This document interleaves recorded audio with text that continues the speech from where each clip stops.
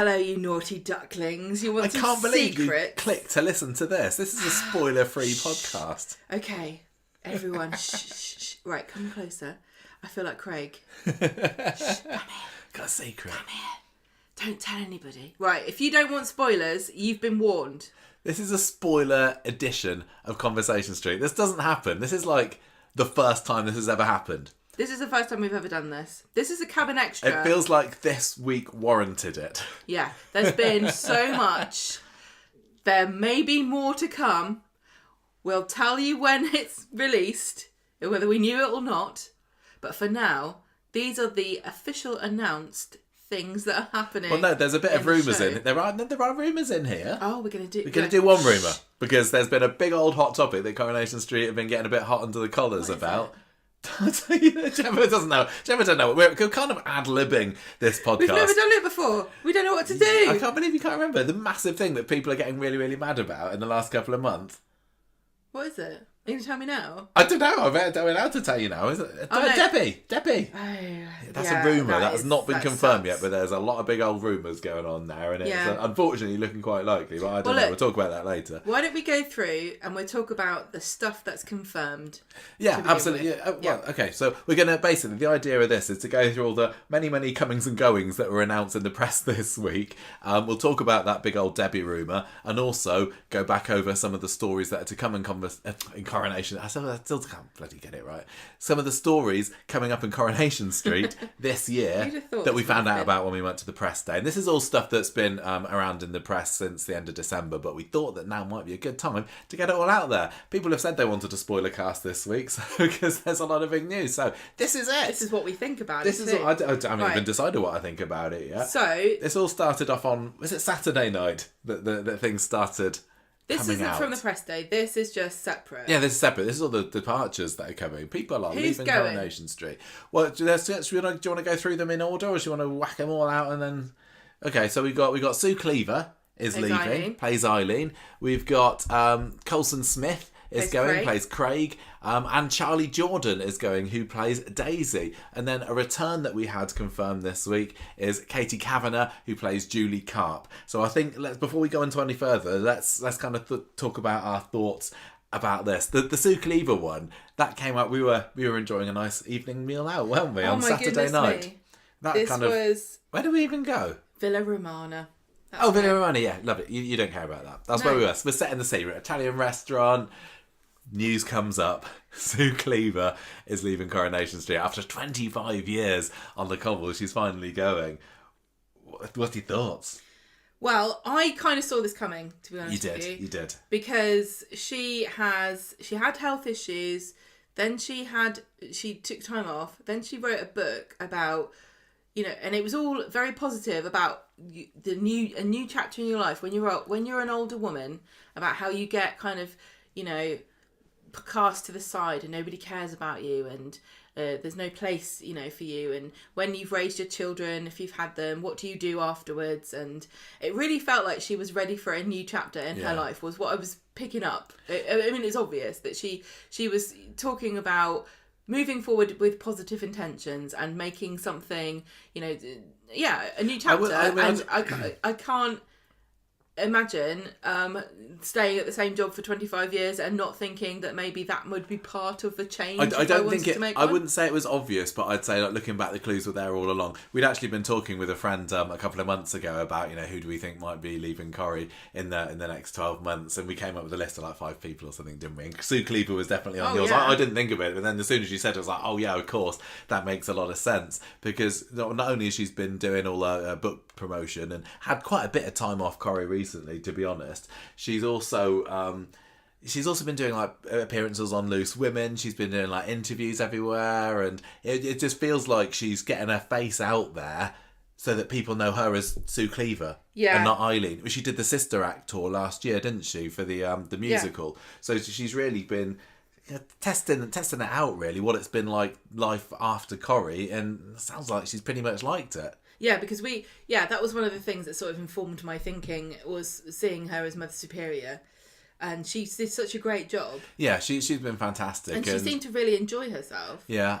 And it was a completely different side of her as well, because we've only known her for 25 years as Eileen. Yeah. And Eileen's been a fairly sort of steady... She's had the same personality. She hasn't really changed very much. She's a sort of curmudgeon, like a lovable curmudgeon. Well, she's just like sarky, isn't she? Yeah, sarcastic. But, you know, as Mother Superior, she had a different voice. She was singing. She was, on stage as well. It did make me see her in a bit of a different light. Yeah, it really did. She can be something else. I mean, of course, they're actors. They play different characters all the time. Most actors, that's their bread and butter, to go around playing various roles. But I thought she was fantastic in that. And I'm looking forward to seeing what she does next. I feel very optimistic about this. Not because, you know... Quite a few of the people who I suspect are leaving, which, you know, like I said, we came up with a list of people. One of them was Maureen Lipman on mine. I think I might have said Mason. Some of the That's people, not a spoiler. We're not talking about them anymore. You know, who are leaving, I feel as though they've been underused, and I definitely would put Eileen in that. Yeah. You know, in that category, because I think we were trying to put our heads together and think, well, what's the last big thing that Eileen's done? We both said the Pat Phelan story, and then we were talking to someone else, and they suggested the Jan story when she was going out with Jan the Informer. Yeah, I need that to be our exit storyline. Oh my gosh! But sorry, I was just going to say, for the people that maybe weren't watching then or might have forgotten, Jan he was working to kind of take down the nail salon, wasn't he? That Alina was being held a slave at, and he was dating Eileen, but she didn't know that he was an undercover cop, and then she found out. I think he got shot at, and then he disappeared off. He was a really nice character, really solid, decent guy. I wonder if he would come back. I think that's my number one request for exit storyline, to be honest, for Eileen. It's kind of interesting how close Gail and Eileen's storylines are going to be together. It's not like the character of Eileen isn't needed or doesn't make sense without Gail, but it's like they've gone separately, but they've gone together in a way. Yeah. I mean, it's funny too, because she's going to move out of that house. And Eileen's been living in what number is Number it? 11. 11. You know... But since the start, she's not moved out of that place has been hers ever since the turn of the millennium. And so Sean left earlier year, didn't he? That's interesting to me, because Sean's moved out, which makes sense. Because, you know, a grown man living there with his son, you know, of course they would have to move out. But now, who is going to live at number 11? This is a big question. Yeah, well, we've got, you know, George is living there at the moment, kind of on and off. He's not going to stay around, I assume, if Eileen's not there. How many spoilers are we going to say? What do you mean? Because there's... we haven't planned this at all. Because there's a big spoiler that I don't think has been announced in the press, but everyone knows. What's about that? Maybe a reason why somebody might want to move into that house who already lives on the street. Now you're the one that's being cryptic, but I think if it's about the fire. Oh, the Platt fire. We've not been able to talk. Fire. There's been a fire at the Platt's house. There was going to be a Platt's house fire soon. We know this because they did put pictures, didn't they? Some of the actors, they kind of about them sitting around doing a night shoot. Yes, they did. But we've seen the evidence, the drone footage. Yeah, people who were in flats nearby were able to take photos. People on the tour seeing it too. Yeah, I guess they are. I mean, they're probably not allowed to talk about it, but I mean, it's no secret that there's going to be a fire at the Platt's house. But Eileen's not leaving until much later in the year, and this fire's happening soon, so it's not like the Platts are going to need to vacate to move into. Yeah, but the Platt's house is still gutted now, isn't it? I suppose. How long is this going on for? I mean, I'm assuming Logan burns it down in revenge. Yeah, presumably. So maybe they're going to have to move in somewhere. I don't see that happening. No, I think the Platts are going to have to move in somewhere else first. Where are they going to go? I do wonder what this means for George. I mean, we've seen a little bit of the beginnings of discontent between him and Eileen. Yes. So will they split up before? Will he go off with her? I mean, we're talking about exits that have been announced so far. There may well be more to come. Is Tony Maudsley going to be saying goodbye to the street? I hope not. I hope not. Although I do wonder what's left for him if Eileen isn't there, because he's already severely underused, and there's just Glenza, really. I'm told, I suppose. When they started going out, I was like, oh, this is going to be great. I love them both. I think they'll be good together. I can't wait to see more. Crickets. No.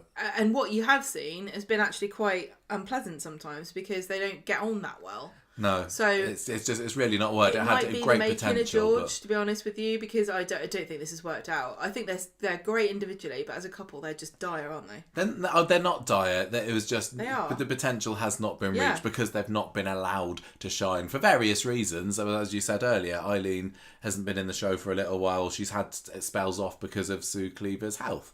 And also for her doing her own. Yeah, project. and for doing her own things as well. I don't think I want George to take over there. I mean, he could. We could have Glenn to move in with him. You could have, but there's Todd as well, isn't there? I don't really want Todd and George to stay living together in the same place because they already work together. I need both of those to make more links outside that family unit. I think one of the reasons that we don't see a whole lot of Todd or George at the moment is because they don't have those huge links on the street. Obviously, Todd's got Billy and Summer, but that's about it. I think they need to spread out a little bit and maybe Todd get a flat, team up with Adam maybe and share a flat. And I don't know where George would live. Yeah, the question is, who's going to move into number 11? Is it going to be an established character or will it be a new family? I'd like it to be a new family. And we know that there are new characters coming. Yeah. We'll talk about that later, but they're not going to necessarily move into the Eileen's house because we know where they are living. And No, having Kate Brooks introduce a brand new family. And I think that Coronation Street is crying out for traditional, if you like, 2.4 children families. So I'd quite like, a mum and a dad and 2 young kids to move in. I think it might freshen it up a bit. And it's a huge risk. I mean, we've seen with the Baileys, it's kind of semi-work, or it's taken a long time for them to be established. And Dee Dee's come along and helped branch them out a little bit.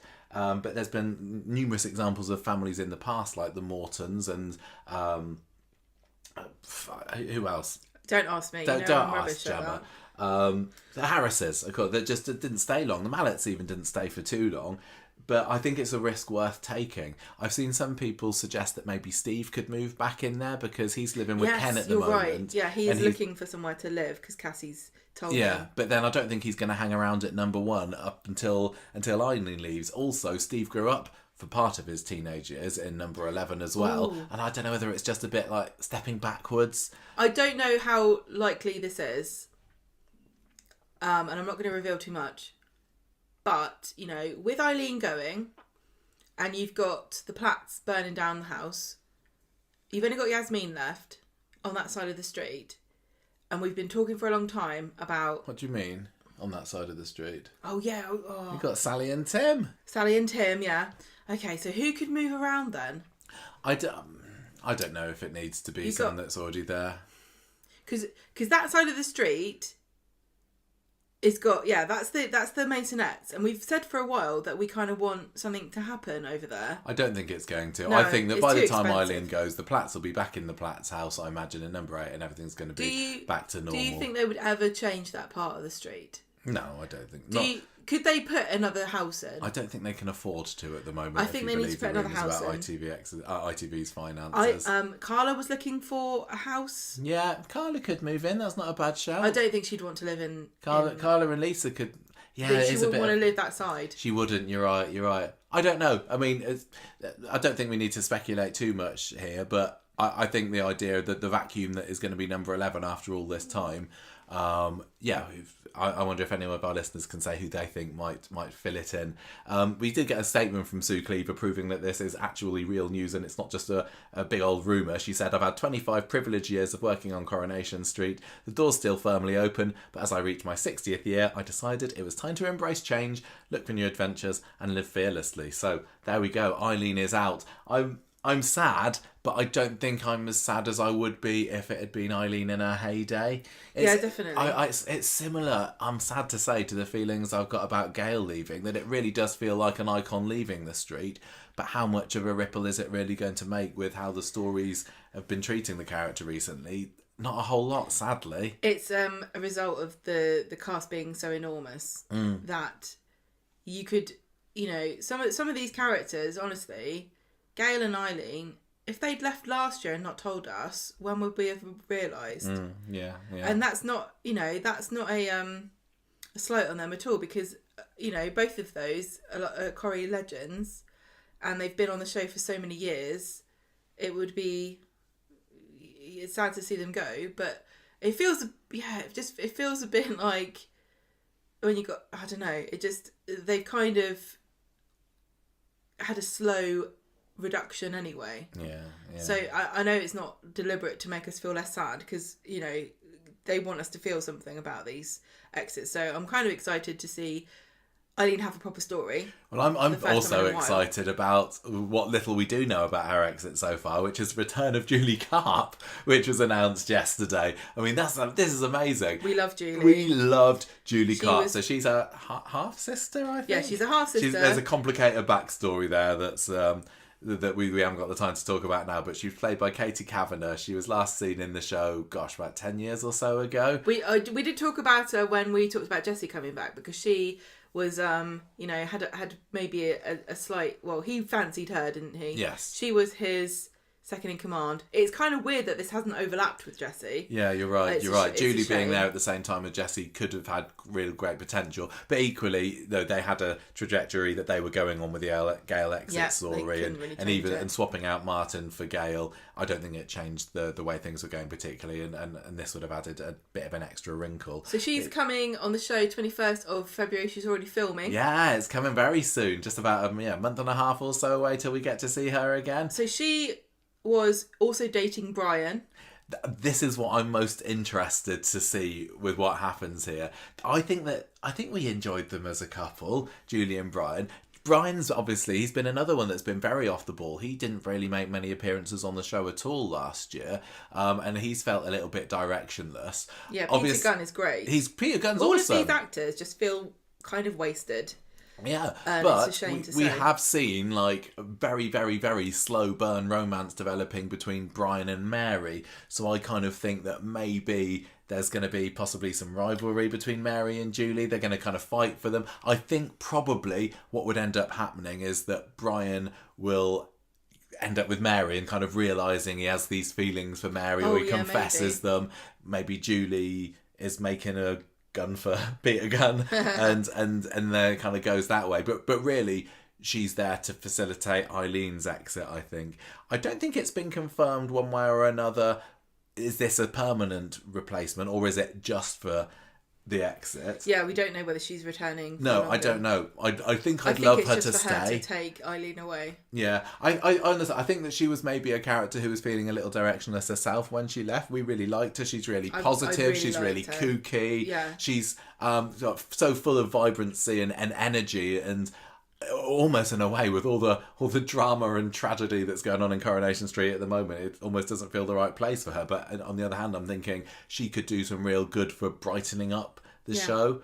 I mean, obviously she will have changed in the last 10 years, but I think I hope she doesn't come back sad like Scylla did. Yeah. Now, like we said, this was Eileen Sue Cleaver's decision to leave.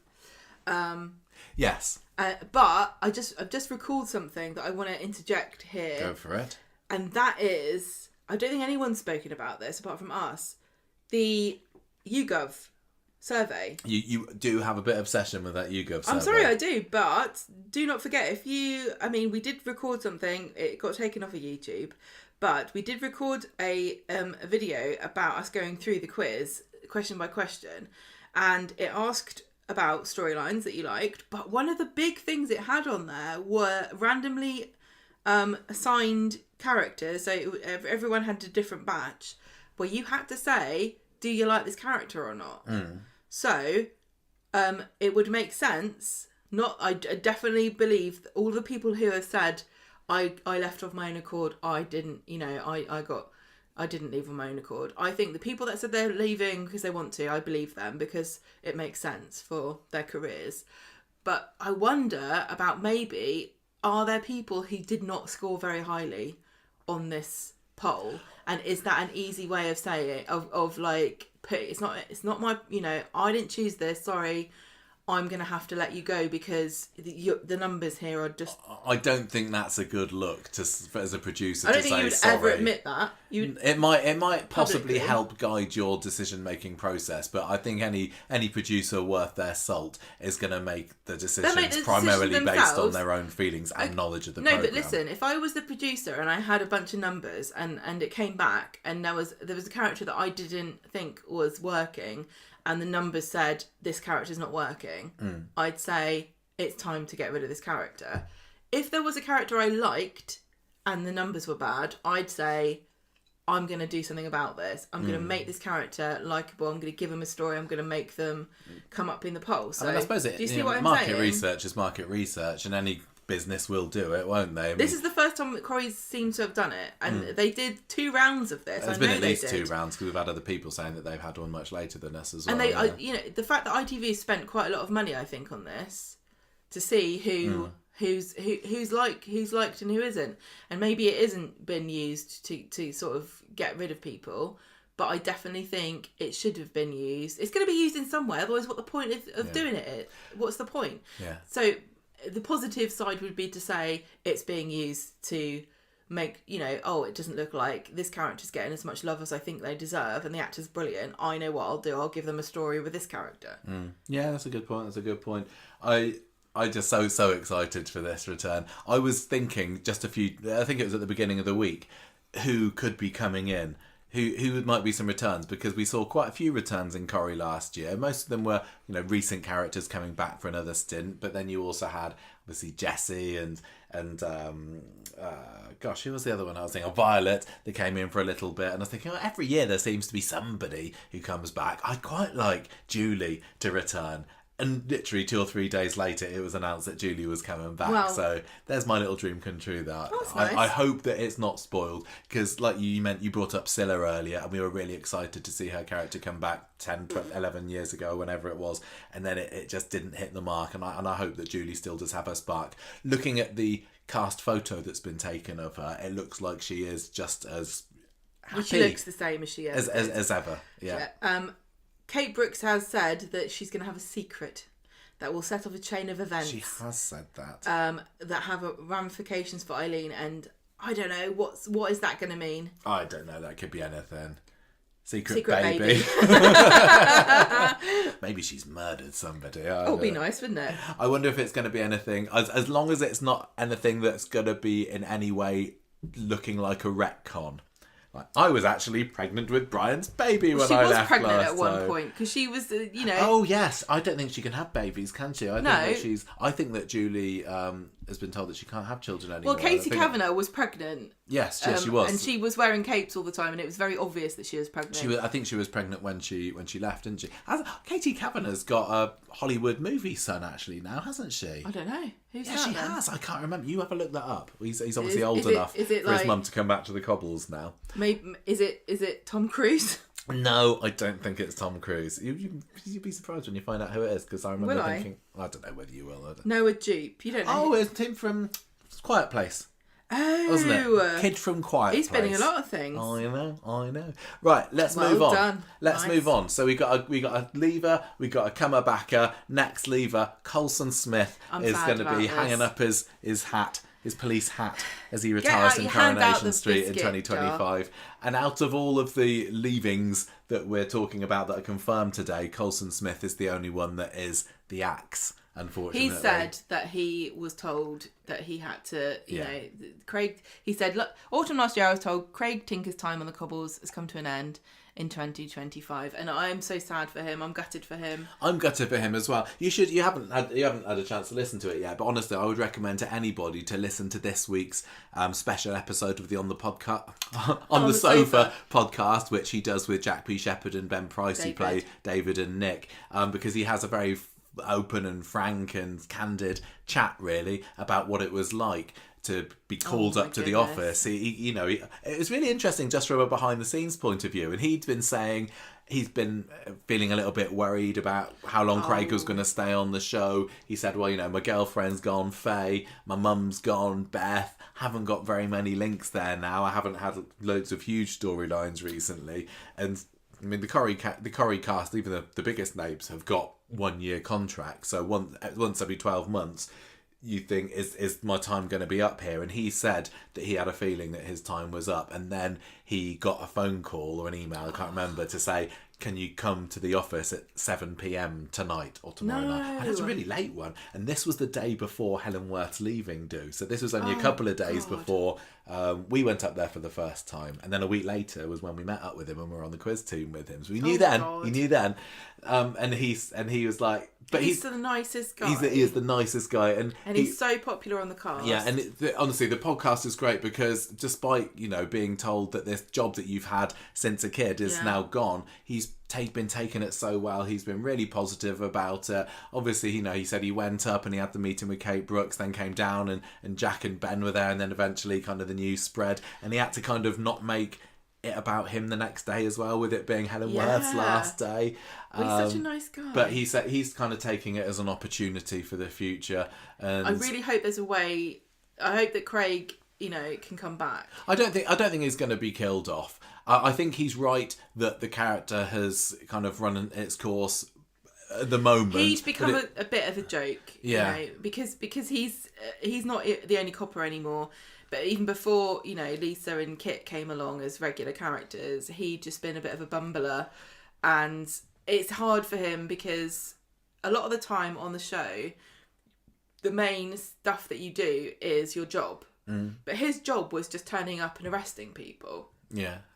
And it didn't make sense. That was it. And it was like almost every time there was a uniformed officer show up, it'd be Craig, and it didn't seem very likely. I don't know. I wonder whether Kit's going to be responsible for him going as well, in the same way that Kit kind of got rid of Beth, or maybe Craig will just decide to go back to his mum because he was very close to her. A nice exit. I hope he doesn't go away under a cloud. I kind of hope so as well, but I'm not saying that there isn't going to be something nasty, as like a bit of a sticky end to him. Oh no! Brought about by Kit, because they've known each other's secrets, haven't they? Yeah. And that could come back to bite him in the bum.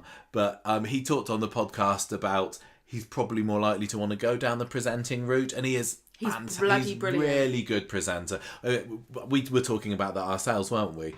With somebody else before I listened to the podcast, and we both said, I think he'd make a really, really good presenter. He would. Not that he's not a good actor, but it feels like from what we've seen him do, starting with the Corrie Good News during lockdown. He's just so talented at it, and it's actually a difficult job. I know being a presenter, I don't think it's a job that I don't think exists in lots of countries. I don't think it's not as usual a thing, isn't it? No, I think we have personalities a bit more that are regular, being on things, and I can really honestly see him being a hugely popular. Really, really he's charming. So good with people. And he's so friendly and positive. When he did the mega Corrie Good charisma. News, as soon as I saw that, I was like, he's great at this. It was talented. surprisingly brilliant. I never would have. Natural. Yeah. He's just great. Yeah, and like Sue Cleaver, he's also had a bit of a new outlook in life in the past few years as well. After with all his exercise fix and everything. And he did the rowing, didn't he? Yeah. And he's done. He did a celebrity. Yeah. Same as Sue Cleaver did as well. Actually, I don't want to eat this. Yeah, that's the one. That's the show. So as sad as it must be for him to leave, and this has been his family and his life since he was 11, I think. So a big step, but he's looking at it really positively. He even said he might want to spend a bit of time living abroad. This is a really great opportunity for him. And again, I think that maybe there could be a time for him to come back in the future. I don't think there's. I'm not going to be too sad that we won't be seeing him on our screen for the time being. I'll miss him. I think it might be one of those ones that once he's gone, I'll miss him showing up. Yeah. He's look. He hasn't had a vital role.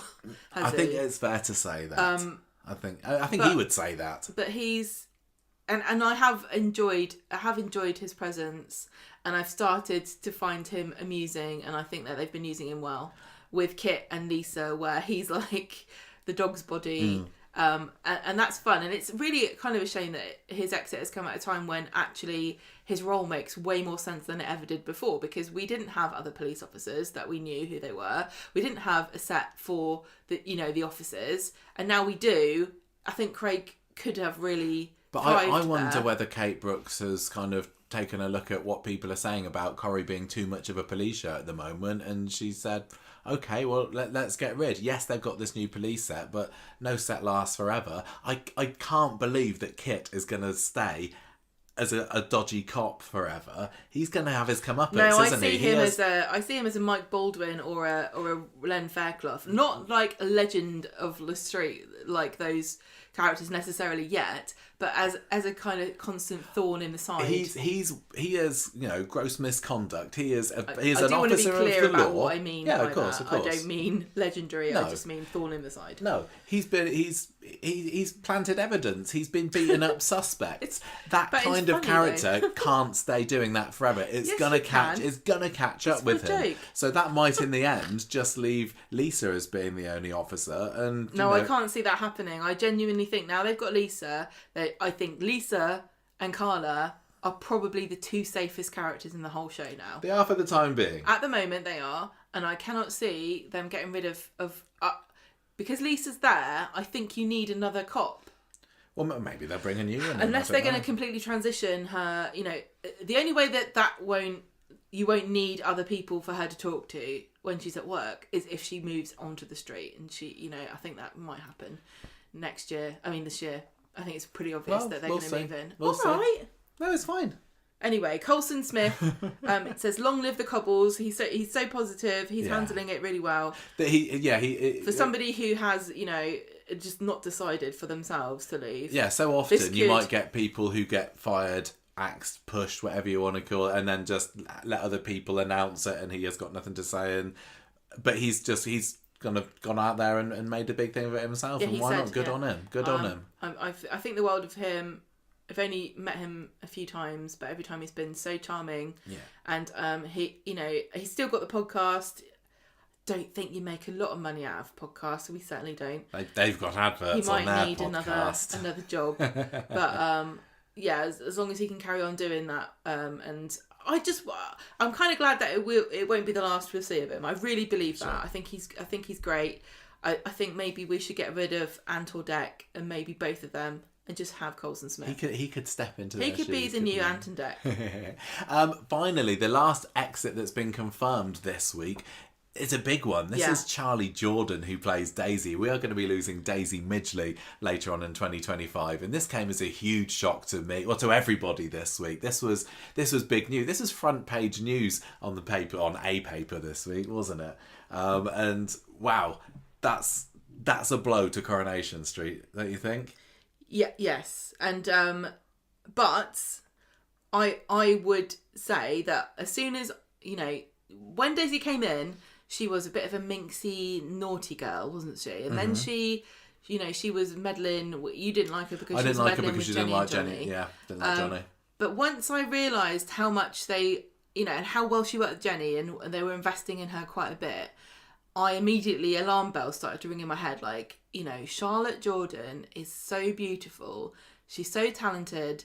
She can sing. She's funny. She's got a really great comedic side. She's got a really great dramatic side. Yeah, we've seen her live, haven't we? We've been behind the scenes when she's performed, and she's so full of energy, and she's really brought that to every scene of her performance. So she's going to be a real loss.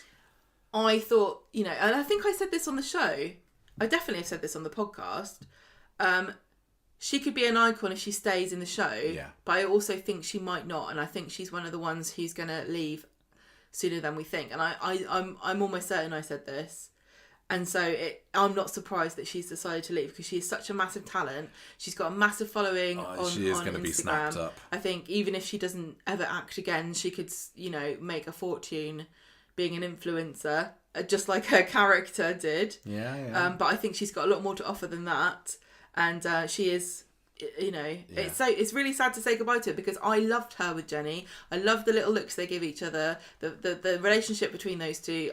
We said too that this is the best, Rovers team there's been for ages, and they're just not using them. And now we're losing one. Yeah. It's gutting, really, because people who've been listening to the podcast for a while now, I'm really a fan of the Daisy and Daniel pairing, and this is going to affect. This is sad too, because we know that there's sort of a limit to where this story's going to go now. Yeah, we don't usually do spoiler podcast stuff, because generally we try and avoid spoilers, and these were pretty unavoidable, to be honest. And also, it's going to make predictions for the year really difficult, because I don't know if you can there's already so now. much we know about the year now, unfortunately. But yeah, I'm gutted that because, you know, I thought with Bethany going off because Lucy Fallon having her baby, I thought that Daniel and Daisy would be destined together, and I was like, perfect, that's going to be just. But no. I know, and she's pregnant. I thought she was going to have a baby with Daniel, and they'd. I could picture those two. They in my heart, they were a really, really strong couple, and now it's gone. And I guess Bethany might come back and be with Daniel. We don't know that Lucy Fallon's coming back. Sometimes, last time Lucy went off to have a kid, she didn't come back for years, and you still got Brooke Vincent and Helen Flanagan that said we're going off to have a baby, and they never came back. So who knows? But it's a shame. I mean, maybe Daniel will go off with Daisy.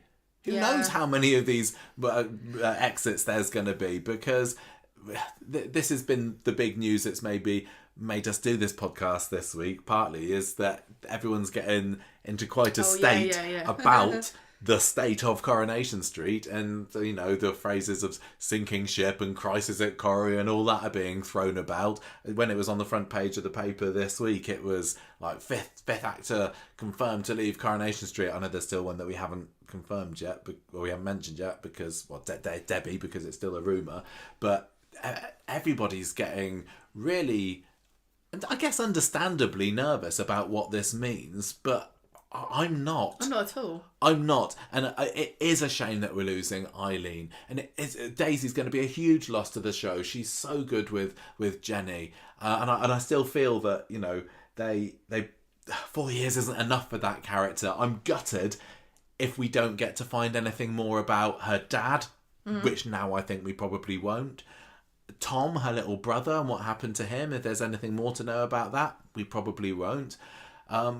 But despite that, I think Corrie's going to go on and it's going to be fine. Yes, Daisy is a huge character, but go on. There's no one bigger than the show. No one bigger than the show. Last year, Daisy was the most commonly used character alongside Jenny, but the show will go on without her. And that's no slight on anybody. No, not at all. Look at all the legends. Cast. Look at all the legends that aren't in the show anymore. The only person who's always been in it is Ken Barlow. And, you know, I love Ken. William Roach is fantastic. But again, the show will go on. People have been saying for a long time that Coronation Street needs a more reduced cast. Yeah, we've been saying that. I'm not going to turn around and say they shouldn't be doing that. And obviously, some people will say, yeah, but I didn't want to get rid of those characters. I wanted to get rid of X, Y, Z. But you can't work it out perfectly like that. Well, there's always going to be someone who gets cut that you don't like. Yeah. And, you know, or leaves who you don't like. And I think... these are all ones I wouldn't have chosen. The question is, you know, of course, are they going to be replaced with someone else, and then the cast number problem isn't solved? We know there are 2 new characters coming. Yeah, we know there are. Yeah, the characters that are going to live in Maudsley Street, which we'll talk about a little bit later. But I don't think that this should be seen as being a crisis for Corrie. I don't think it's a case of people saying, "Oh, Corrie's in a clearly bad position, I'm going to leave the show before it totally sinks." I just don't. Yes, ITV clearly has some money problems, if you're to believe all the rumours that are going around. But I think it can survive this. And it just reminds me of the time, however many years ago, it was 5 years ago, when we had, you know, like Lucy Fallon, who else was leaving at the same time? Bhavna Limbacheer, Katie McGlynn. Lucy Fallon and Katie McGlynn, like, both got announced as leaving around a similar time. And everyone was screaming about, you know, this is the end of Corrie, they're losing all their big stars, I can't believe it. One of them's back already. And, you know, Sinead died and made a great story. Yeah, there are still... Yes, we're left... If this is the end of the people leaving, and maybe it is, maybe it isn't, yes, there are some characters that are left in that people have still been saying for years, maybe then what's their purpose on the streets now? I'm not going to name any of them. I'm sure you can fill in the blanks yourself. But there are still plenty of characters left that are big legends, that are popular, that can keep on carrying the show. So, and there are I am genuinely not worried about the state of the show based on this. There's a range of ages too of these leavers. You know, you've got Charlotte Jordan and and Coulson very young. You've got Eileen. Yeah, is Sue's an just older said Sue's older just turned character. 60 or turning 60. Yeah. Don't be worried about it. And I think probably I'm just jaded from this because since we've done the podcast, how many almost every year there's a story about Corrie's going. How long's Corrie got left? How long are they going to? You know, it just water off a duck's back now. I don't find any of it. It's not interesting to talk about because it's so ridiculous. Coronation Street still makes money for ITV, and until that stops, the show will continue. It's just a question of sort of balancing everything out. And maybe with some of these people leaving, if they don't replace them, then things will get better. You know, I imagine that Helen Worth leaving has probably got a bit more money back for there's ITV. There's almost certainly a cost-cutting element in here somewhere. And with people leaving who have been in the show for a long time, that's going to be quite a lot of money, probably. And the fact that they're hiring younger people who are inexperienced, who probably aren't on as much, and giving them big stories, that's probably an element too. Yeah. And it's really cynical and sad to talk about it like that, but that's the nature of the game. And I hope is that Coronation Street, ITV just understands and respects the importance of Coronation Street, which I do think they do. I just think people are kind of out of touch with reality, really, if they think that some people leaving a tiny fraction of the is like a catastrophe. Yeah. And I'm gonna tell you almost certainly more people are going. Yeah, that wouldn't be a surprise whatsoever. I mean, the other one, do you want to talk Debbie?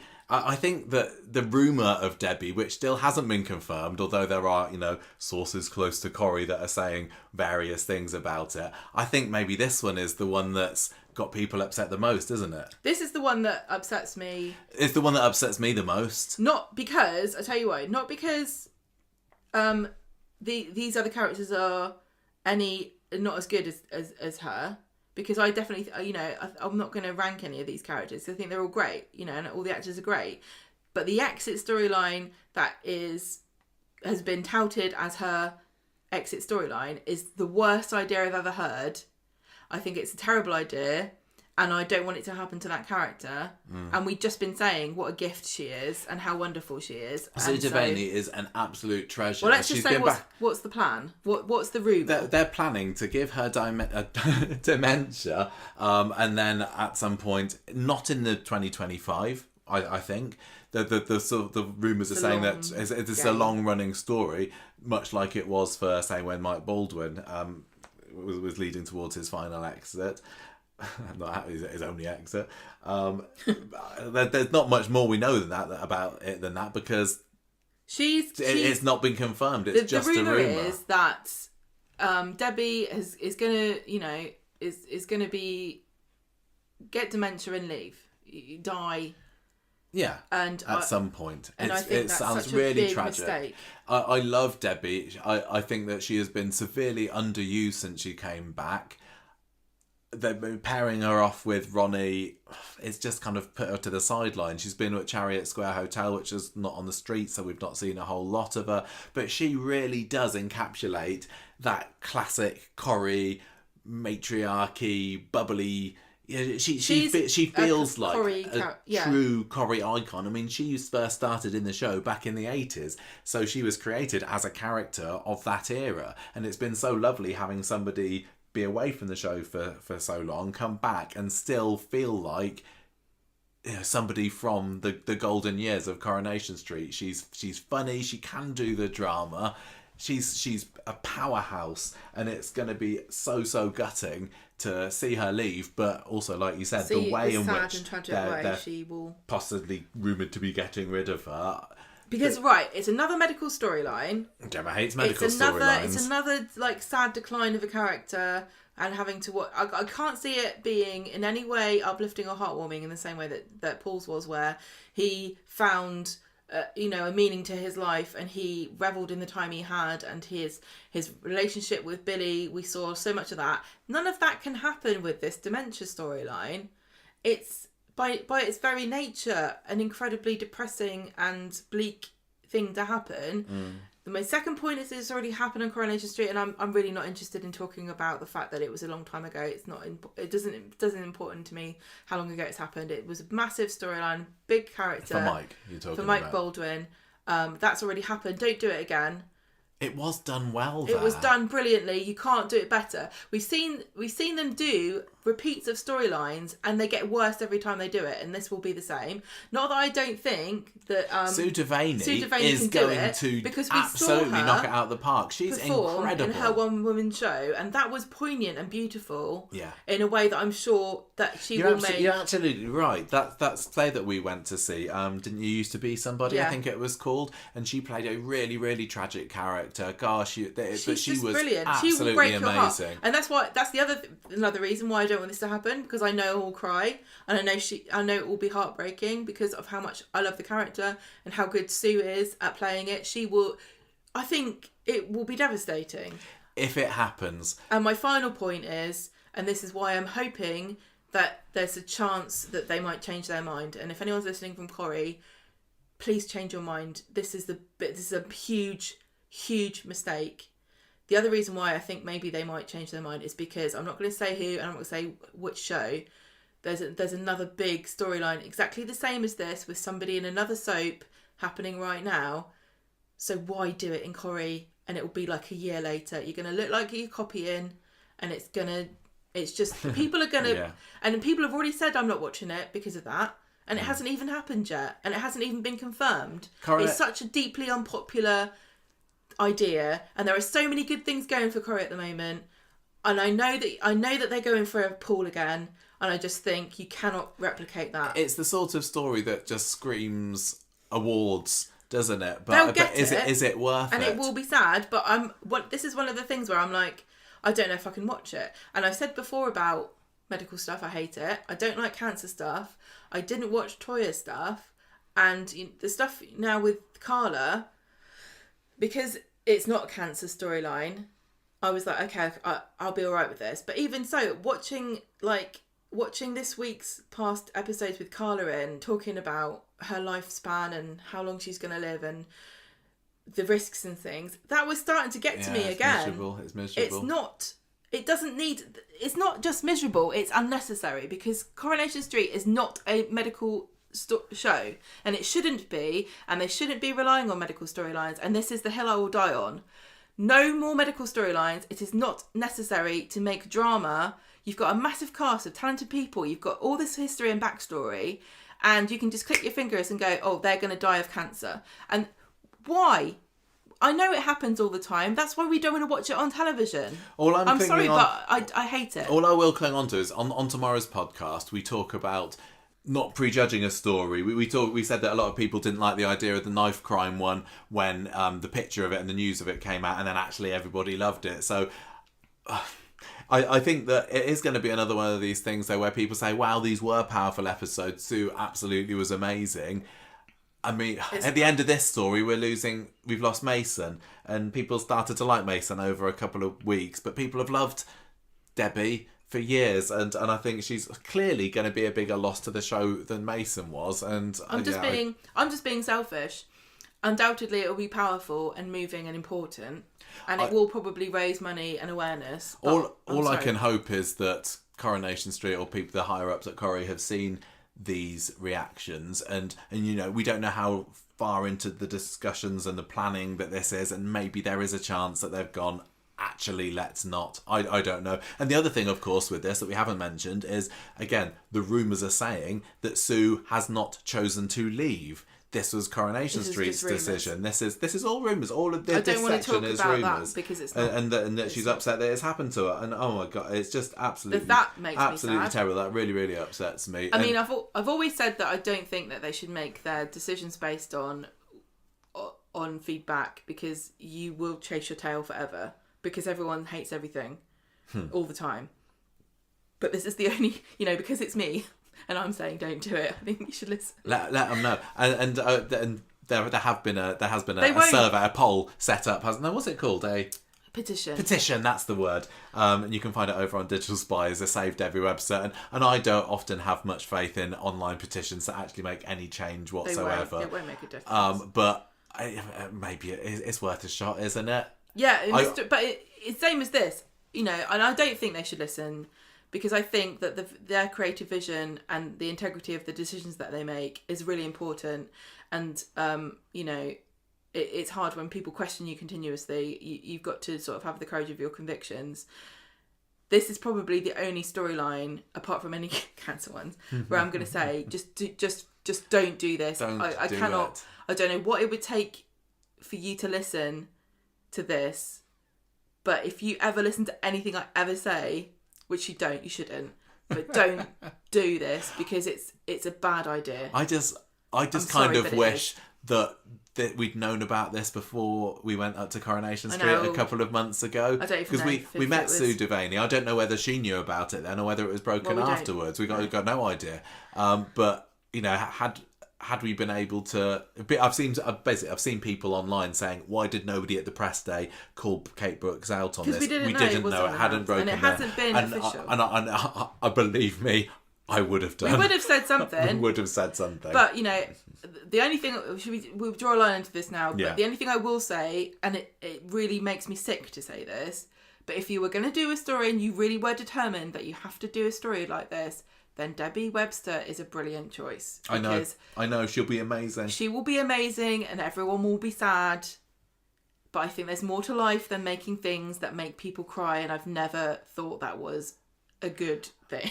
No, and obviously, you know, they'll raise awareness of it, and the Dementia UK will get their message out. But okay, let's draw a line. Because it's horrible, and I'm sorry also for anybody who's having to deal with this in their real life, because this must be awful. I know. For you to hear, and the idea that somebody could, you know, have this story and go, oh, you know, let's not do that.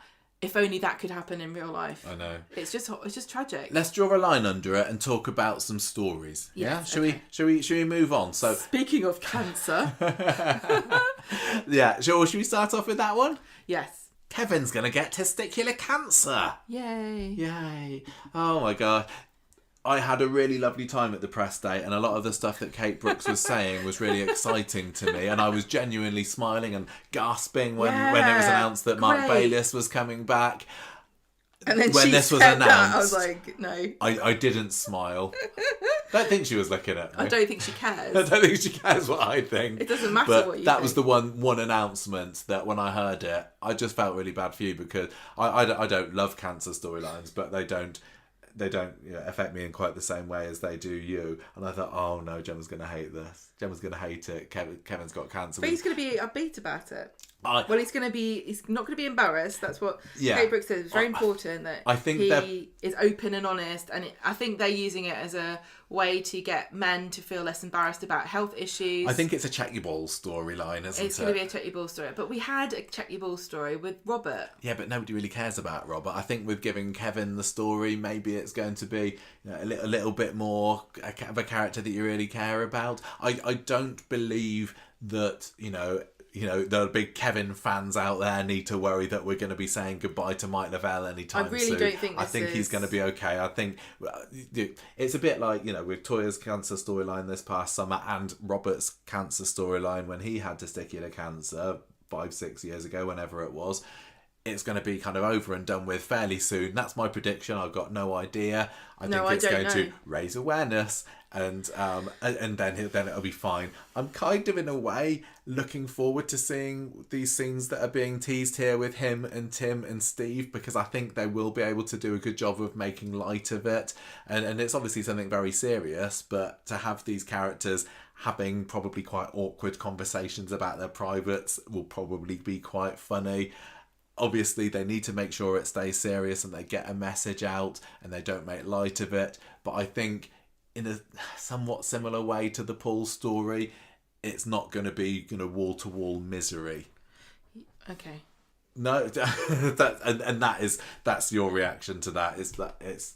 I totally don't think that this is needed. I really, really don't. I've never expected anyone to care about what I think about this. I just share my thoughts because this is the show. Yeah, and I never expected anybody to go, oh well, if Gemma doesn't like it, we should do it, because of course that's absolutely bloody ridiculous.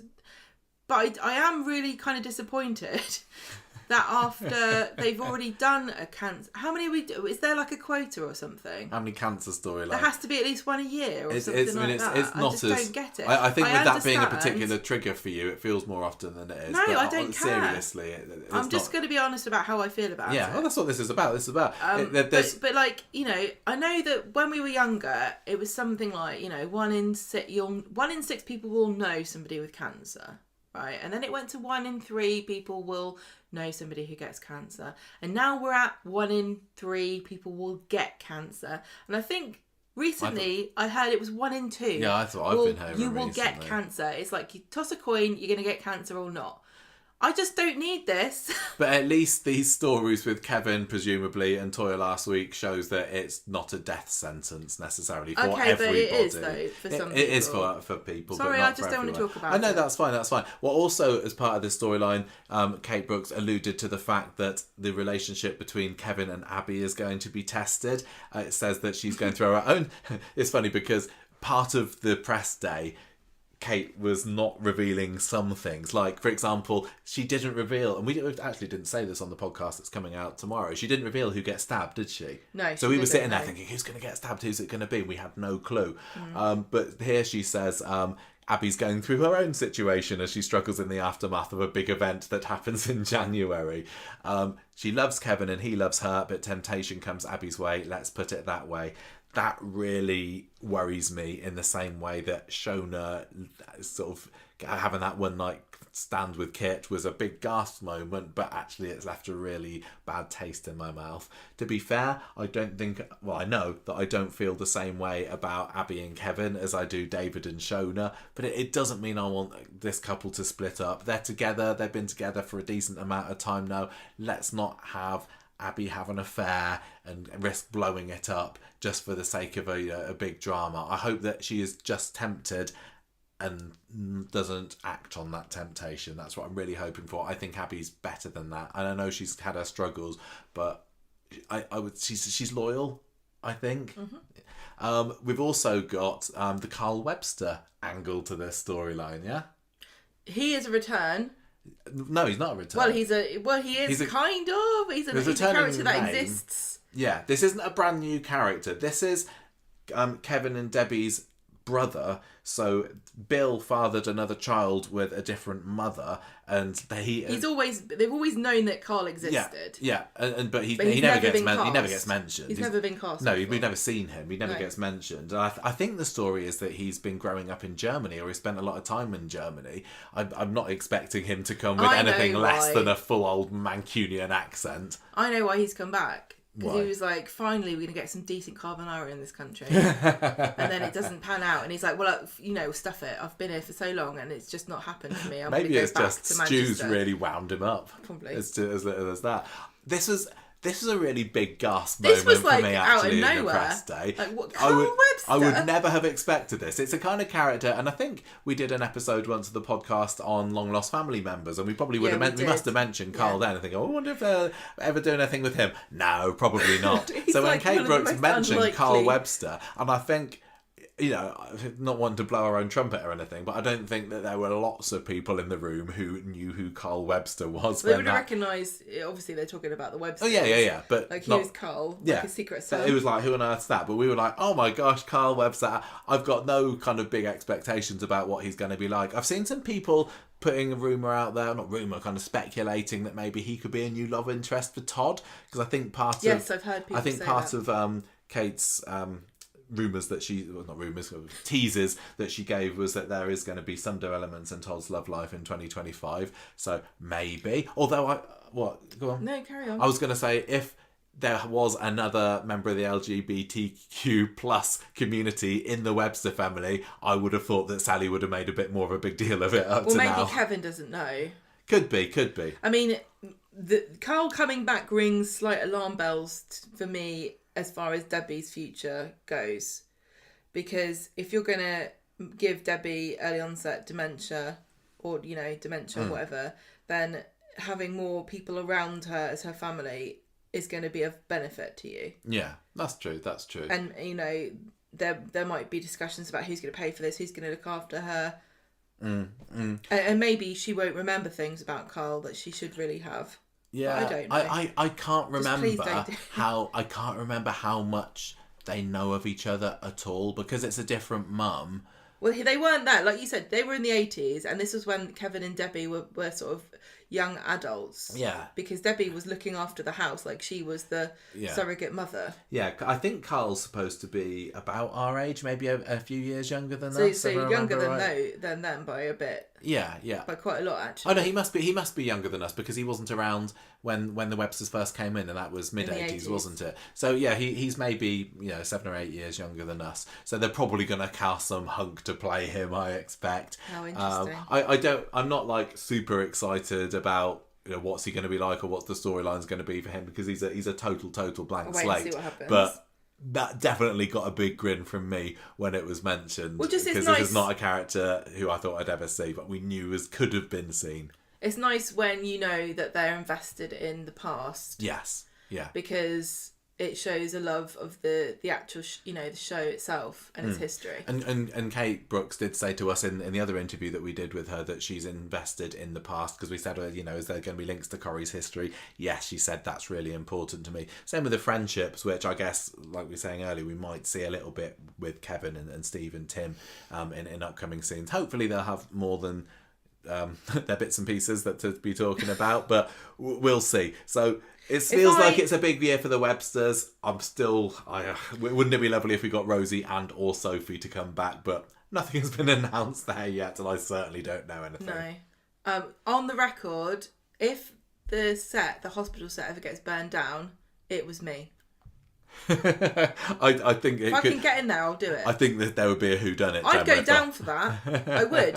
How long do you think you have to go? Let me just look it up. I would actually go to prison for that. We haven't got time for that, Gemma. Should we move on to the next story? Let's talk about these new neighbours that Kate Brooks teased when we were there. Well, look, I know you want to talk about Neighbours, but it looks like I could get away for like maximum 8 years for this. That quick. 8 years. I don't think it's worth it, Gemma. I think it's worth it because we get promotion for the podcast as well. So it's a double whammy. It's win-win for as far as... New neighbours, what? I don't have to kick for myself for 8 years. This is true. Right, Neighbours from Hell. Mick and Lou. So there's going to be another Michael on the street, everybody, and this one's a Mick.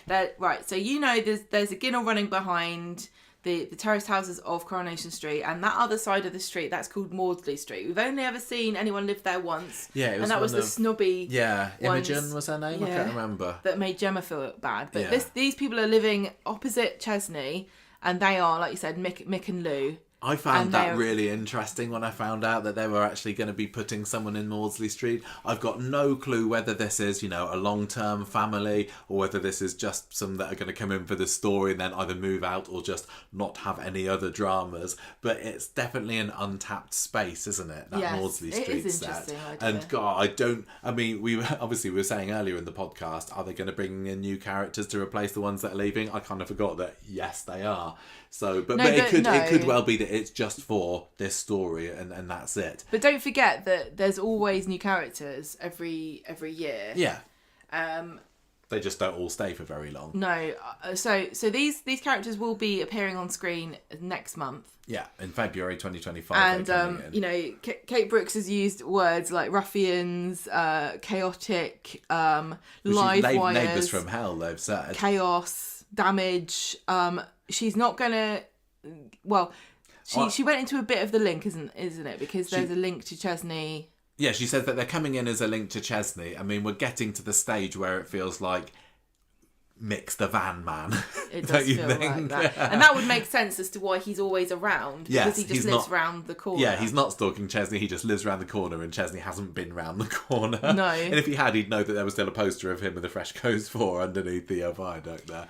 But yeah, so Mick and Lou, they're going to be neighbours from hell. I initially thought, Battersby's. It does feel like that. But then I've been told they're not really quite like the Battersbys from someone else. So well, they're supposed to be over familiar. Yeah, over familiar, maybe and friendly. Likeable. They've got kids. Likeable is good, and I suppose that's what makes them different from the Battersbys. The Battersbys did not come in to be likeable. No, they got kids. They got 4 kids, I think. Couple of, did it say 4? But they're a bit scary, aren't they? So it says there's a few that's the quads age and a few that's a little bit older. Yeah. But basically, it's going to be about the parents and not the young children. And I don't think the casting has been revealed. No, the casting hasn't yet been revealed. But obviously they've been, you know... Yeah, we've been told they're brilliant actors and they're coming to cause some chaos and there's going to be a trail of devastation. So, and they also have a link. So not only do they have this link to Chesney, but they also are going to reveal more of the past of Kit. Yes, and I remember that was another gaspy moment. We looked at each other there because this was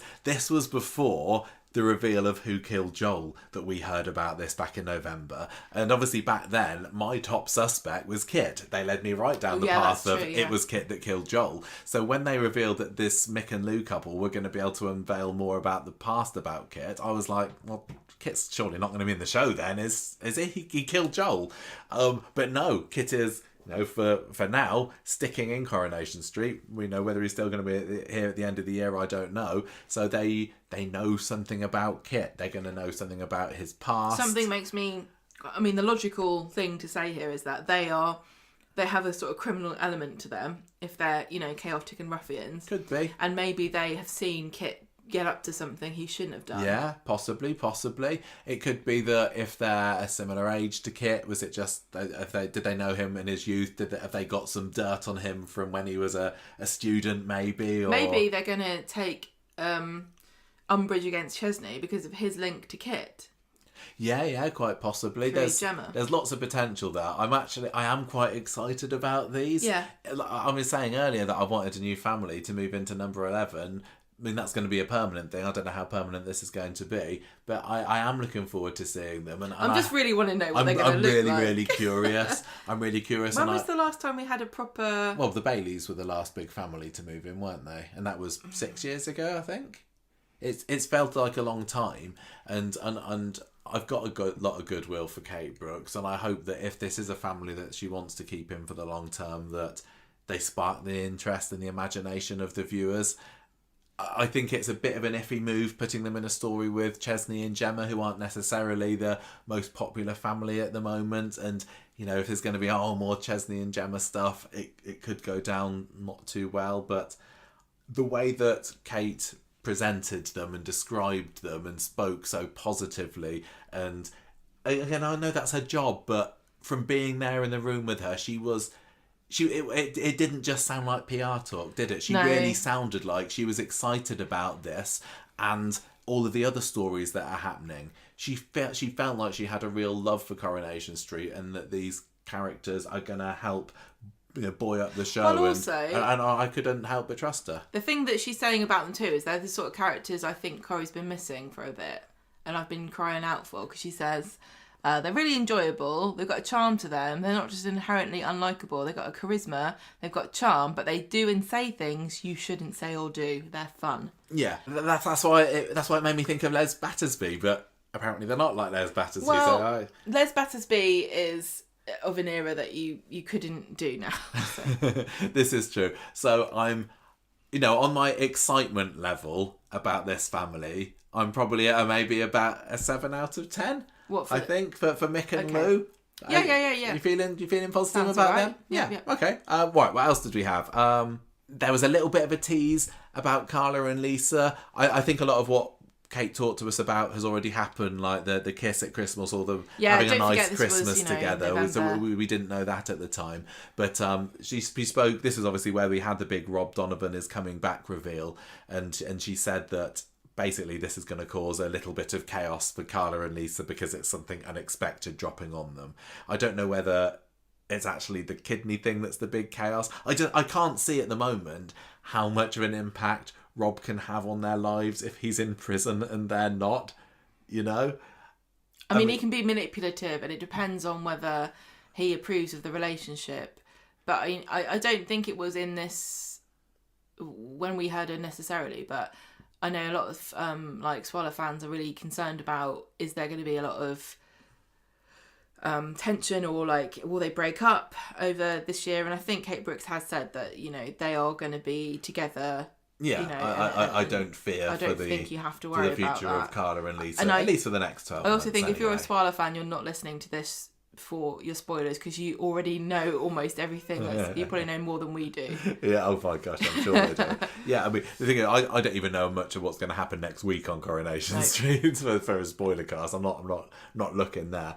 But yeah, we learn that Rob is in the show for a good stint, a good chunk.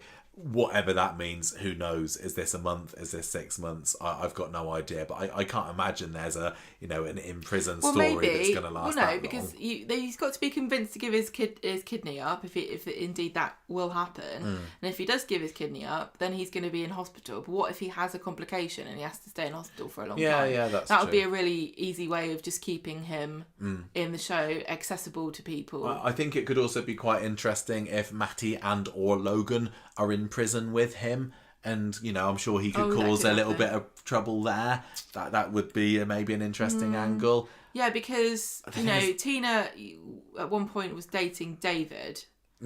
So from that perspective, I don't know. There's like a link the link, there. Yeah, there is a link. I don't know what that means, but yeah, no, possibly. Because he obviously has been brooding over Tina, and generating in his how much he believes himself about whether her being a psycho is up for debate.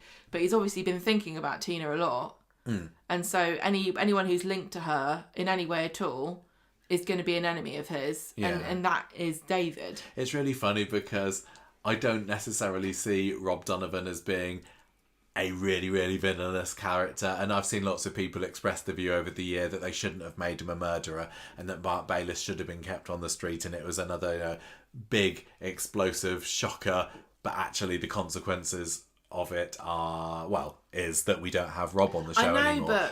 So I don't necessarily see him as a bad guy. He was more of just like a rogue, wasn't he? Yeah. He was a bit more of a ducker and a diver, and he stole some fabric off of Carla in one of his early storylines. And then when he was going out with Tracy working at the pawn shop, they were getting knockoff hairdryers together. But it was relatively small fry.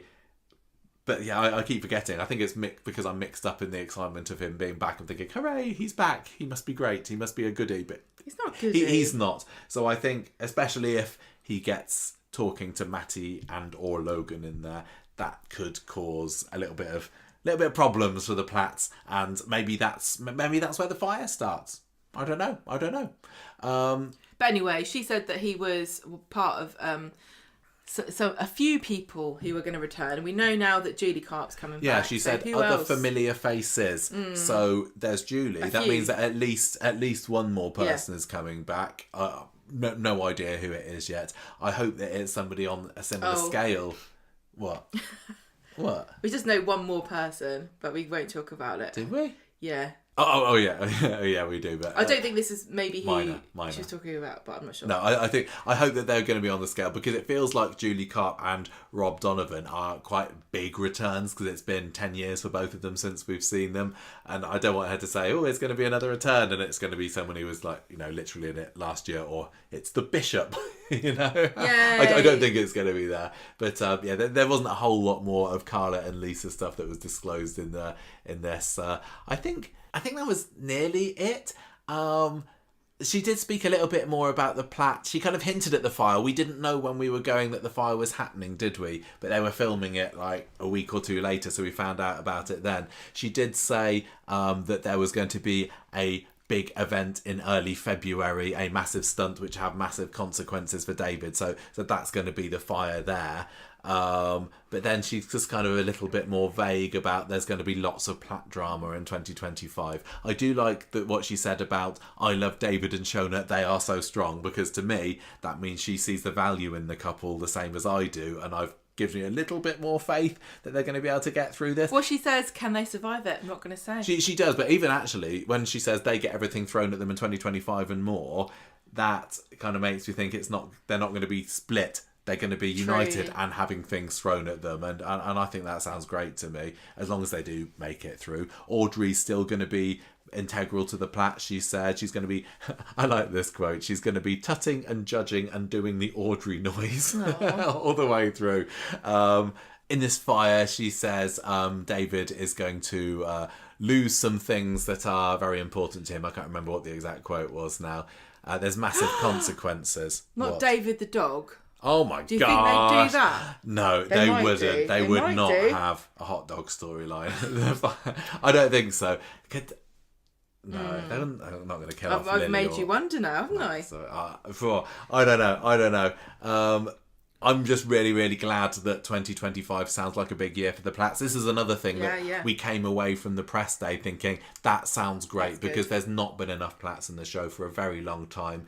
And even if there might be bits in there that get me worried as to the stability of the family and the future of David and Shona as a couple, I'm just glad that they're going to be at the heart of it, and that Audrey is still going to have some stuff to do as well. Some noises to make. Exactly. I think that's it. I think that's all we know spoiler-wise, and this podcast's been going that we can tell you. That we can tell you. We know one or two other things that we can't tell you, but that's for another day. It was a really great experience going to the press day. It's been good being able to do a podcast about it and let you know not just about what we found out on the day, but also how we found it out. It was a really fun experience, and hopefully it won't be the last time we'll be able to do something like that as well. I don't think we're going to make a big habit of it, and I don't think we can. It's a bit far away, isn't it? But it was good fun, and thanks again to Ali Sinclair for letting us come. Absolutely. And also to Kate Brooks for speaking to us as well. Yeah, so there's some really, really positive things, and I genuinely am feeling really excited about some of these things that we've talked about today and seeing how they play out. So chuffed that Julie Carp's coming back into the show. I'm curious and quite excited about these Mick and Lou new characters. Some bits I'm less excited about. Mick and Lou are new. I don't know. You have to think of these things. You've got them in advance now. Is it Lou and Mick? Who knows? And obviously the biggest worry is the Debbie Webster, but I'm just holding on to the fact that that's still a rumour at the moment. And if it was ever going to be true, maybe there's still time to turn it around. I'm just having a quick look on Twitter just to see whether there's any more. Oh, is there any other news broke? This was the week for it, wasn't it?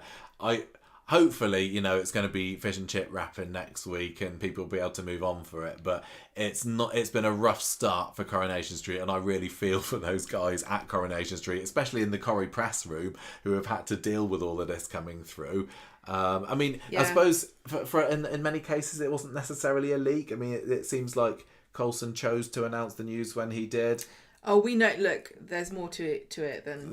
I'm sure there are to some of it, and it's all very arranged. Look, don't get yourself in trouble. I'm not going to get myself in trouble, but it's felt like a big old week, and hopefully there aren't going to be too many more departures. At least announced in the really near future, because it's just going to add to that narrative that Corrie is doomed and everybody's dumping a. I don't believe that. I don't believe it. Gemma's bored of it now. I'm just bored of people saying the same things. Yeah. But I know that it's really tempting to say it, and it feels true. But it's because we want to be positive about the year, don't we? It's much better to go into it positive. I just don't think it's true either. Yeah, I don't think it's true. There's no end in sight at the moment. And it's obvious at some point it will end, because the planet will be destroyed eventually. And the last thing that will happen before that happens is Ken Barlow will put closing his paper down, taking his glasses off and just sitting back in his chair. That was all a dream, and then we'll wake back up again and it will be 1960 and we'll start all over again. And then the planet will end.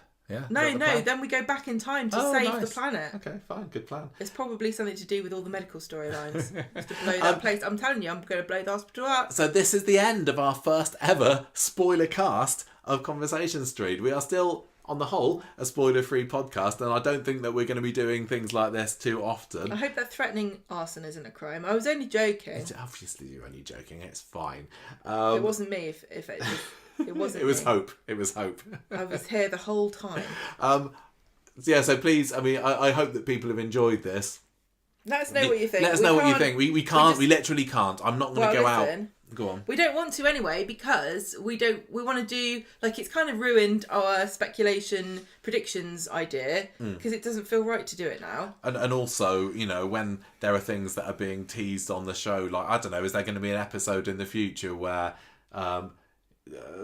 Debbie gets a bit forgetful and we go, I wonder what's up with her then?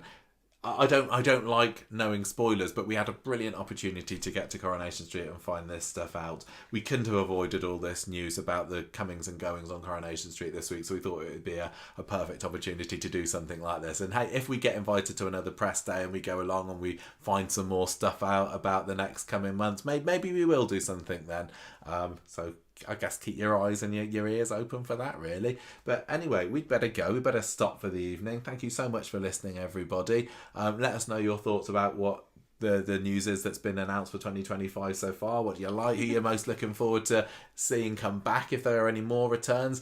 Who are you most looking forward to, or who are you least looking forward to getting rid of? And what do you think of those stories that have been announced for the next few months?